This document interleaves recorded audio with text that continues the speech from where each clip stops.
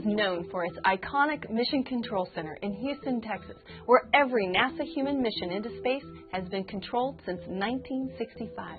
Well, just like NASA uses a Mission Control Center to run its human operations in space, the human body has its very own Mission Control Center, the brain.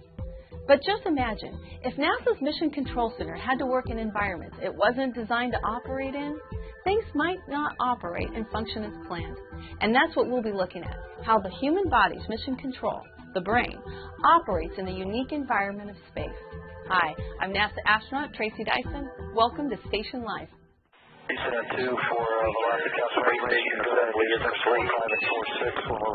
to you. We'll go right now for that activity. Thank you. Okay, Tracy, we copy, and that's good information. We'll pass it along. In this episode of StationLIFE, we're going to look at the brain in space and the associated studies conducted on board the International Space Station. We'll learn about the effects of microgravity on the brain and the psychological effects of living in relative isolation far away from home in a stressful and hazardous environment. We'll see how the European Space Agency is studying the effects of microgravity and neuroplasticity using parabolic flight. We'll talk about what it's like to acclimate to living in microgravity. We'll hear from scientists here at the Johnson Space Center that are studying sensory motor adaptability training and recovery of functional performance following long-duration spaceflight. Get ready. Lots of information is heading your way. One of the many challenges that we face on our mission to Mars is how our brain will adapt to the changes in gravity. It could take up to 6 months to get there, but here's the problem. The more time you spend in space, the longer it takes your brain to readapt to gravity. So what does that mean? Landing on Mars after being weightless for 6 months, you have trouble walking straight. Your vision is affected. Poor eye-hand coordination. Motion sickness, dizziness, vomiting. Some people don't even want to move. Landing is one of the most critical aspects of the journey. So how will this impact our trip to Mars? First of all, landing on Mars will require good eye-hand coordination and perception. So, say you have a safe touchdown. But there's an emergency situation and you have to exit the vehicle. If you can't function, it could be a pretty dangerous situation. This is just one of the human challenges we'll face on a mission to Mars. We don't have all the answers yet, but we do have the key. The International Space Station. Every day aboard, we're learning more and more about how our bodies adapt to weightless environments and gravitational transitions. We're going to Mars. It won't be easy, but because of the research that we're doing today on the ground and aboard the International Space Station, we'll be ready.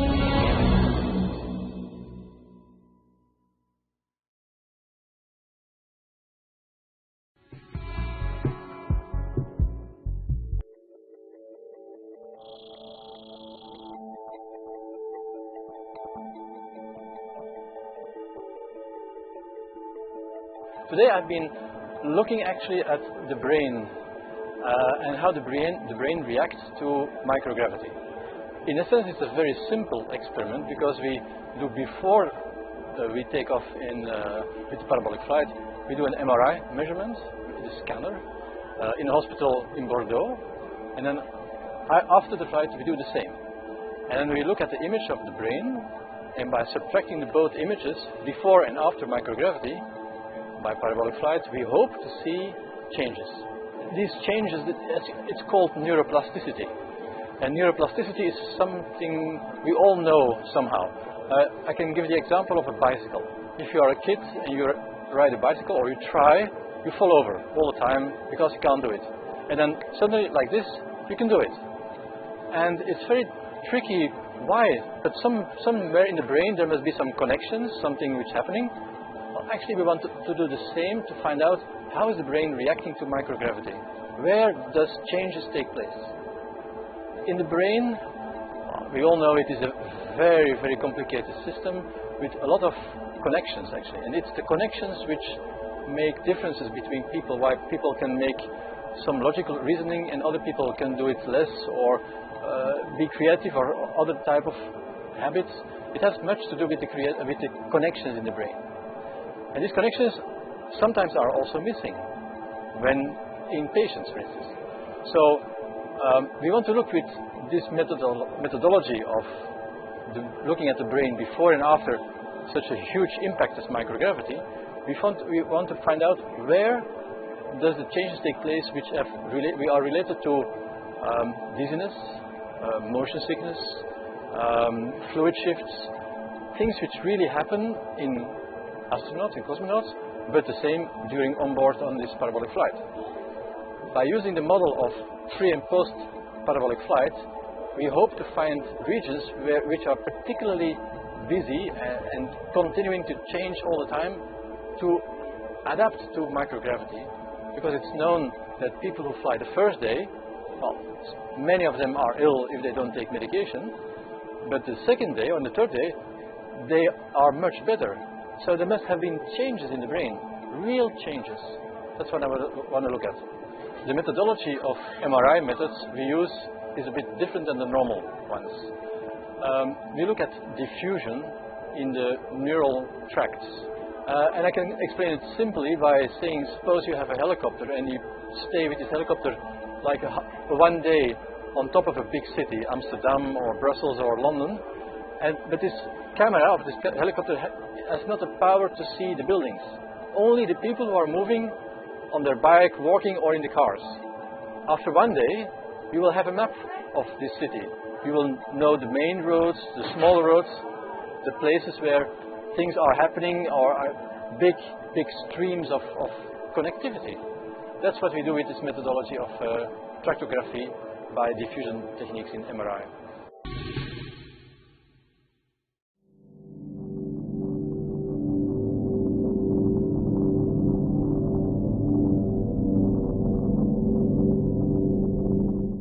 So, when I first got to space on STS-118 on board Endeavour, it was my job to unstrap as soon as we got main engine cut off and float out of my seat, grab a video camera, and videotape the external tank falling away.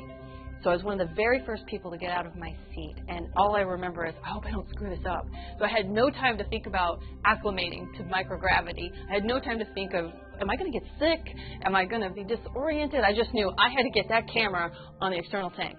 And I did that without any hitches. And after I launched on the Soyuz rocket and I got inside the space station, I just remember it being like this big swim tank. Your brain goes through this period where you think, that's not the way it is at home. But it was a matter of minutes before I just made sense out of it and flipped myself around. So it was, not like that for everybody. But some of us get up there and it's just like you were made to float in space.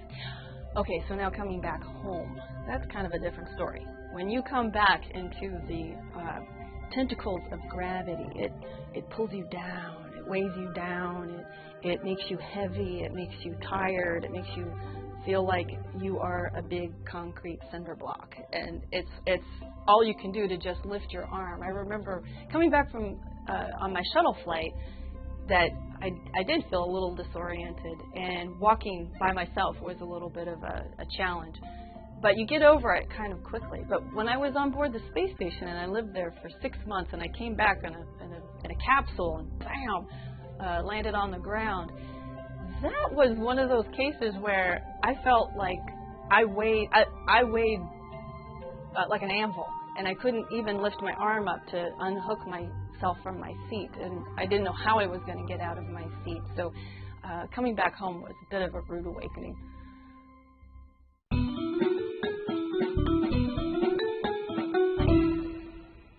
Hi, I'm Terry Virts, and I want to talk about floating in space. One of the first things that you need to realize when you get into space is that even though you feel like you're falling, you're not. And you don't have to flail like that. You can just sit still, you can let go, and you float. It's not a problem. It's something you really have to train your brain to think about. And it takes a little bit of time to get used to that sensation of falling, but realizing you're not falling. And you can pretend like you're on the moon. We have some bungees here. You can go down. It's not quite gravity, but you can sort of be walking on the moon.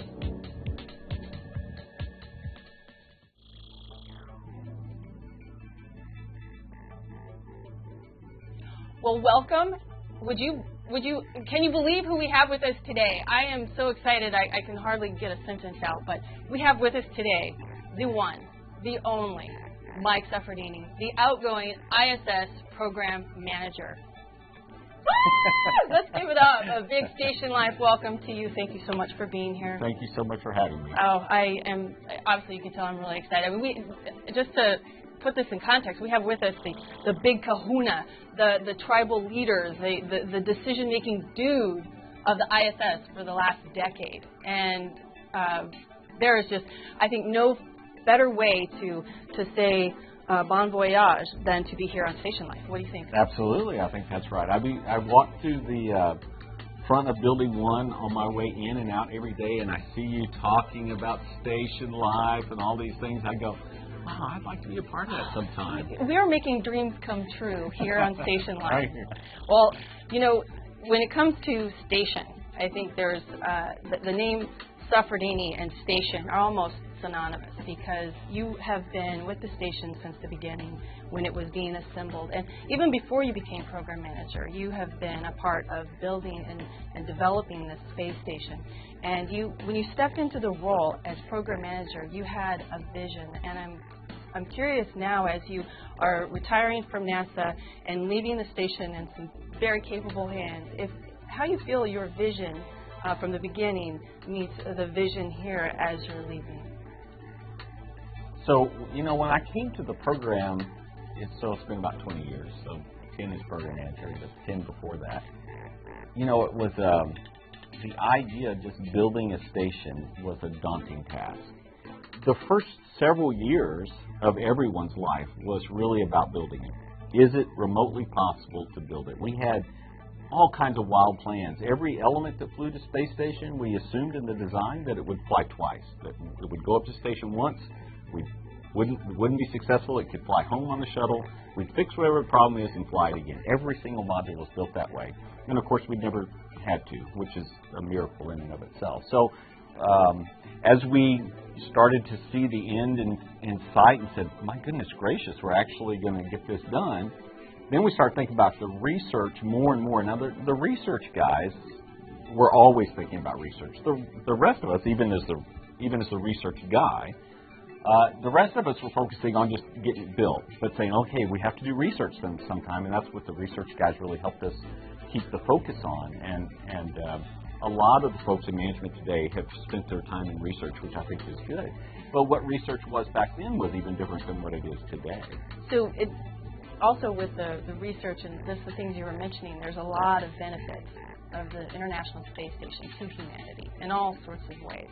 And not just humanity in terms of right here on Earth, but also going beyond low Earth orbit.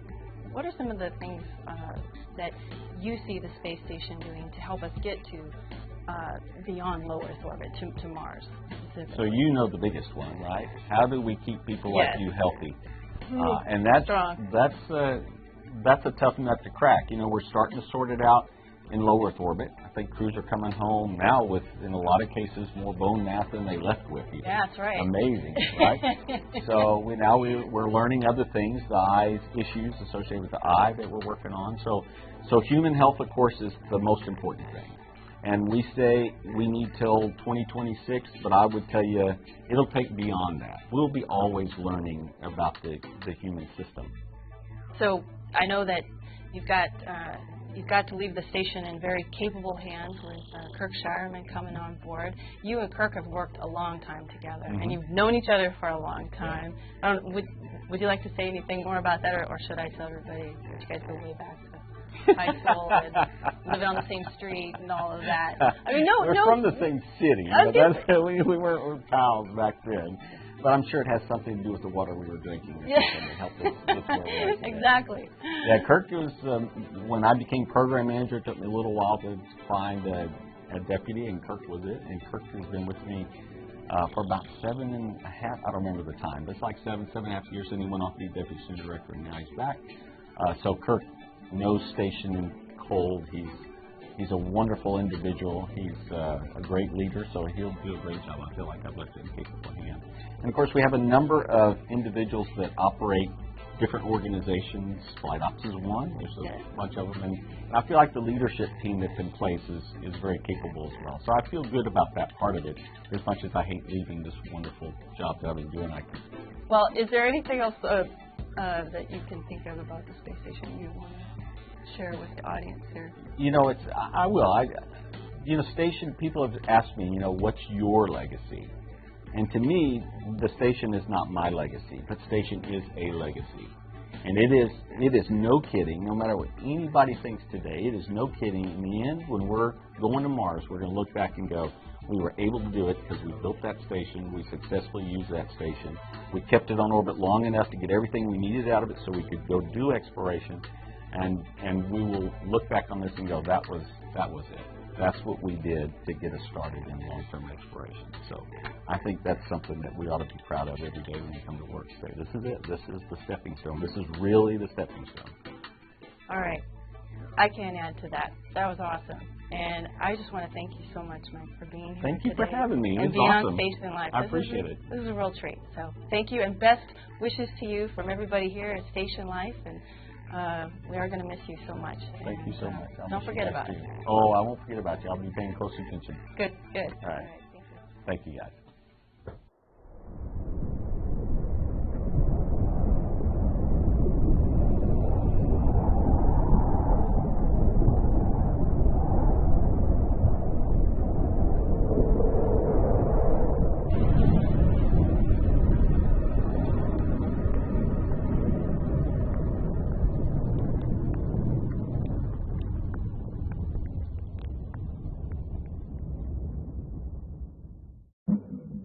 So not only are we studying the brain in space, but we're working on new countermeasures to train the brain for sensory motor adaptability right here on the ground. The Johnson Space Center's own Dr. Jacob Bloomberg and his team are hard at work creating new integrative countermeasures to mitigate post-flight disturbances in locomotor function. That's a fancy way to say that they're working on new training methods so astronauts can return home and adjust more quickly to the effects of gravity. Let's hear more about this training and its benefits from the man himself, Dr. Jacob Bloomberg.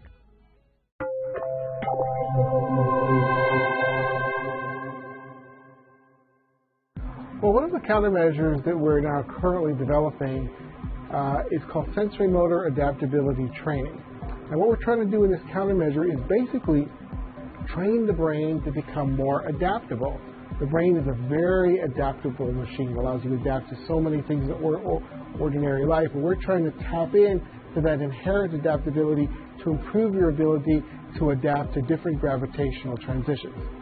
Now, the way we're going to do that essentially is to train you on the ground to become a better adapter by exposing you to different sensory motor transformations. And what that really means is what we're going to do is put you on a treadmill that's placed on a 6 degree of freedom motion base with a virtual scene in front and have you walk in very unusual walking and visual environments.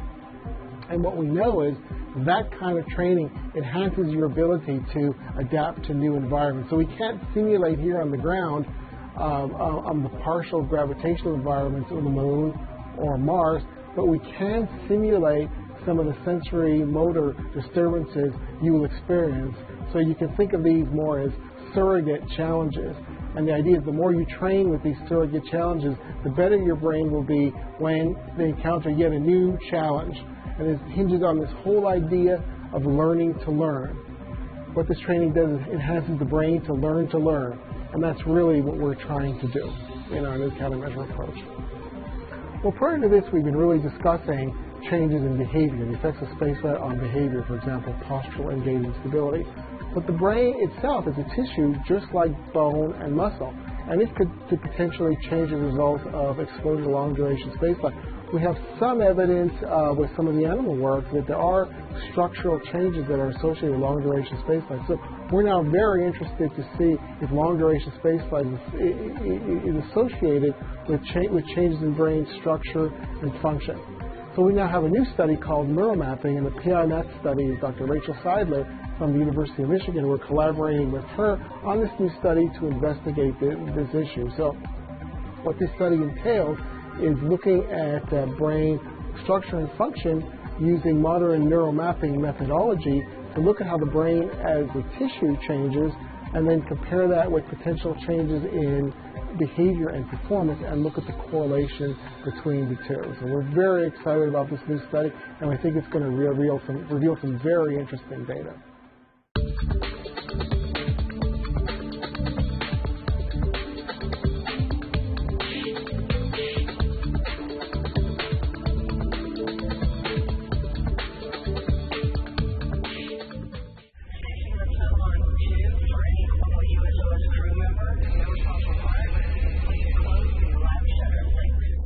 Welcome back, and thanks for watching this episode of Station Life, Brain in Space.